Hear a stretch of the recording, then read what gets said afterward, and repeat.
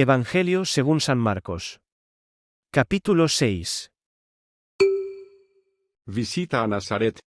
Salió de allí y se dirigió a su patria, seguido por sus discípulos. Cuando llegó el sábado, se puso a enseñar en la sinagoga. La multitud, al oírle, quedaba maravillada, y se preguntaba: ¿De dónde le viene esto? ¿Quién le ha dotado de esta sabiduría? ¡Y esos milagros hechos por sus manos! ¿No es este el carpintero, el hijo de María y hermano de Santiago, José, Judas y Simón? ¿Y no están sus hermanas aquí entre nosotros? Y se escandalizaban a causa de él. Jesús les dijo: Un profeta solo carece de prestigio en su patria, entre sus parientes y en su casa. Y no pudo hacer allí ningún milagro, a excepción de la curación de unos pocos enfermos, a quienes sanó imponiéndoles las manos. Jesús se quedó asombrado de su falta de fe. Misión de los 12. Jesús recorría los pueblos del contorno enseñando.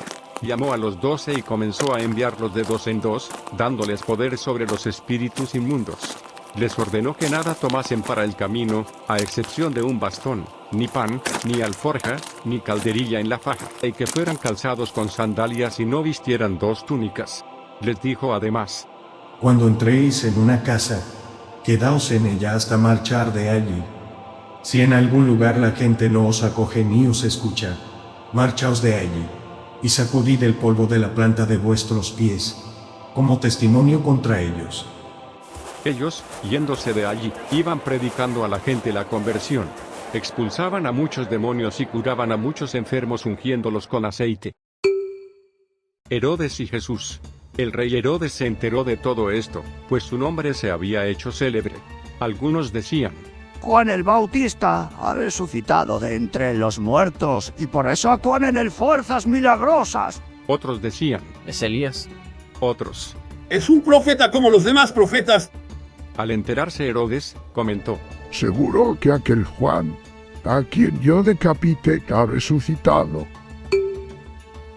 Muerte del Bautista. Es que Herodes había ordenado prender a Juan, y le había encadenado en la cárcel por causa de Herodías, la mujer de su hermano Filipo, con quien Herodes se había casado.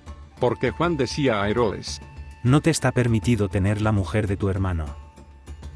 Herodías le aborrecía y quería matarle, pero no podía, pues Herodes temía a Juan, sabía que era hombre justo y santo, y lo protegía.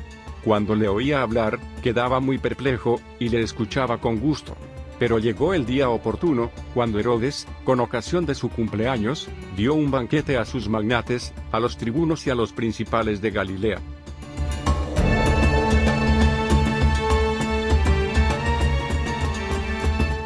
Entró la hija de la misma Herodías, que danzó y gustó mucho a Herodes y a los comensales. El rey, entonces, dijo a la muchacha: Pídeme lo que quieras y te lo daré. Incluso le juró: Te daré lo que me pidas, hasta la mitad de mi reino. Salió la muchacha y preguntó a su madre. ¿Qué quieres que pida? Ella le respondió: La cabeza de Juan el Bautista. Entrando al punto apresuradamente a donde estaba el rey, le pidió: Quiero que ahora mismo me traigas, en una bandeja, la cabeza de Juan el Bautista.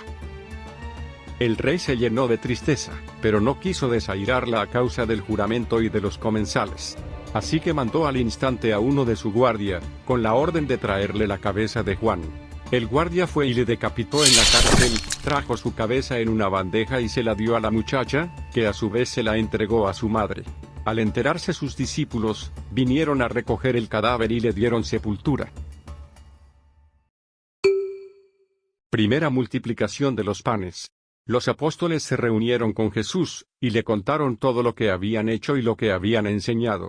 Él, entonces, les dijo: Venid también vosotros aparte, a un lugar solitario para descansar un poco. Y es que los que iban y venían eran tantos que no les quedaba tiempo ni para comer. Así que se fueron en la barca, aparte, a un lugar solitario. Pero les vieron marcharse y muchos se dieron cuenta. Así que fueron allá corriendo, a pie, de todos los pueblos y llegaron antes que ellos. Al desembarcar, vio tanta gente que sintió compasión de ellos, pues estaban como ovejas que no tienen pastor, y se puso a enseñarles muchas cosas.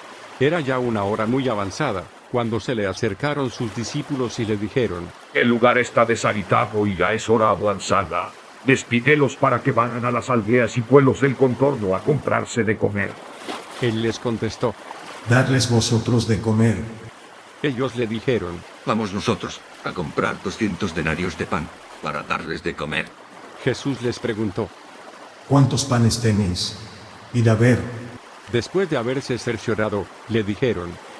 5 y 2 peces. Entonces les mandó que se acomodaran todos por grupos sobre el césped.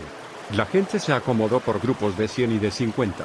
Tomó Jesús los 5 panes y los 2 peces, y, levantando los ojos al cielo, pronunció la bendición, partió los panes y se los fue dando a los discípulos para que, a su vez, se los sirvieran a la gente. También repartió entre todos los 2 peces. Comieron todos y se saciaron. Y recogieron 12 canastos llenos de sobras, también lo de los peces. Los que comieron los panes fueron 5.000 hombres. Jesús camina sobre las aguas.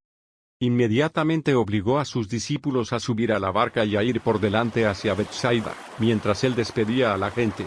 Después de despedirse de ellos, se fue al monte a orar. Al atardecer, estaba la barca en medio del mar. Él, que se hallaba solo en tierra, vio que se fatigaban remando, pues el viento soplaba en contra.